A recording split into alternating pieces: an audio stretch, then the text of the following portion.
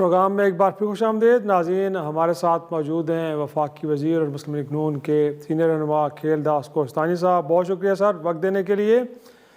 Break से पहले हम शर्मिला साहबा से गुफ्तगू कर रहे थे। एक तो उनका गिला ये था कि जो जो वादे किए गए थे, जो तहरीरी वादे थे जब हुकूमत बन रही थी, वो वादे पूरे नहीं हो रहे। फिर उनकी जानिब से ये भी कहा गया कि जी जो सदारती ऑर्डिनेंस है पिछले दिनों जो जारी हुआ, फिर उसको वापस लेना पड़ा।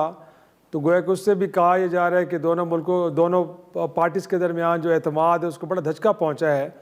तो खेलदास साहब मैं जानना चाहूँगा कि सर अपोजिशन लीडर के तो नोटिफिकेशन में 5 माह की ताख़ीर, बट इधर सदर से पूछे बगैर ऑर्डिनेंस का इजरा, ये चल क्या रहा है सर?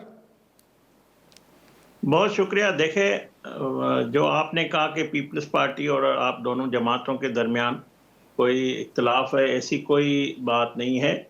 डे टू डे जो पार्लियामेंट का बिजनेस होता है, या पार्लियामेंट के अंदर पीपल्स पार्टी के अराकीन कौमी असम्बली या बतौर जमात अपना अवामी इश्यूज़ पे, पार्लियामेंट के इश्यूज़ पे अपना मौक़िफ़ रखती है, ये उनका हक़ है।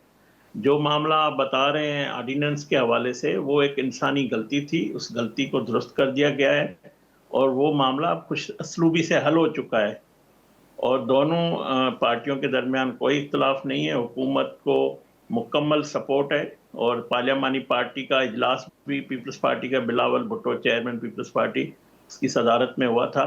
तो ये मामला अब खुश असलूबी से हल हो चुका है। जो आपने बात की अपोजिशन लीडर की कि 5 माह के ताख़ीर, उस ताख़ीर की वजूहात भी स्पीकर हाउस सरदार अयाज साहब ने वो बता दी थी असेंबली के फ्लोर पे, क्योंकि वो अपोजिशन लीडर साहब का जो थे अयूब उमर साहब, वो गए हुए थे अदालत में और सब जुडिस मामला था, उस वजह से ताख़ीर हुआ। और जैसे ही एक वो मामला ख़त्म हुआ अदालत से, तो स्पीकर ने आईनी लेकिन अपना सर रोल अदा उस किया। दौरान तो इलेक्शन कमीशन ने उनको डी नोटिफाई कर दिया, उनकी जगह पे ज़िमनी इलेक्शन तक हो गए।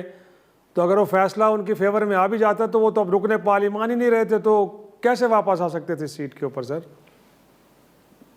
देखें, ये स्पीकर साहब का इस्तका के सवाब दीदी के वो उन्होंने बताया जो वजूहत, वो 12 उसे असेंबली के फ्लोर पे उन्होंने सारी बातें तफसील के साथ बताई है। और स्पीकर का काम है अपोजिशन लीडर की अपॉइंटमेंट, और मैं समझता हूँ अब अपोजिशन लीडर की अपॉइंटमेंट भी हो चुकी है। अब ये मामला भी खुशअस्लूबी से हल हो चुका है। और सेनेट के अंदर भी कोई ऐसा मसला दरपेश था, क्योंकि सेनेट के कायदे से इख्तलाफ का भी सर अभी तक जी सर, लेकिन सेनेट में भी यही मसला दरपेश था। वहाँ भी शिबली फराज साहब कोई अदालत में गए हुए हैं या वहाँ पे ताख़ीर की कोई वजूहात नहीं बताई गई अभी तक? तर्जुमान है, वही ज़्यादा बेहतर बता सकते हैं। और मैं समझता हूँ वो भी आइनी मामला है, तो वो भी अब इसी सेशन में हल होना चाहिए, हल हो जाएगा। मेरा नहीं ख्याल कि उसमें भी कोई रुकावट है या कोई जो भी मामला आता है वो सेनेट अपने हिसाब से पूरी करेंगे, ज़रूर आइनी जिम्मेवारी है उनकी। अच्छा, नून लीग के कुछ ज़ोमा ये भी फरमा रहे हैं सर कि नवाज शरीफ साहब की मुदाखलत से चकजई साहब का नोटिफिकेशन हुआ है, अगर वो इंटरवीन ना करते तो शायद ये मामला और ज़्यादा आगे तवालत इख्तियार करता। तो आपकी इतलात क्या है कि नवाज शरीफ उन्होंने इंटरवीन किया है या नहीं, क्योंकि अदालती मामला थे उस वजह से ताख़ीर हुई? देखें, हुकूमत की जो भी बड़े फैसले होते हैं, सियासी फैसले होते हैं, उसमें हमारे पार्टी के सरबराह कायद नवाज शरीफ साहब की मुशावरत और उनकी रहनुमाई ज़रूर हासिल होती है। और वज़ीर आज़म शहबाज शरीफ साहब वक्तन जो भी बड़े फैसले करते हैं, तो अपने पार्टी के सरबराह कायद नवाज शरीफ साहब का जो 3 दफ़ा वो वज़ीर आज़म रहा है, तजर्बा भी है, उनकी रहनुमाई और उनकी मुशावरत से फैसले करते हैं और उनकी हिदायत पे भी करते हैं काफ़ी फैसले।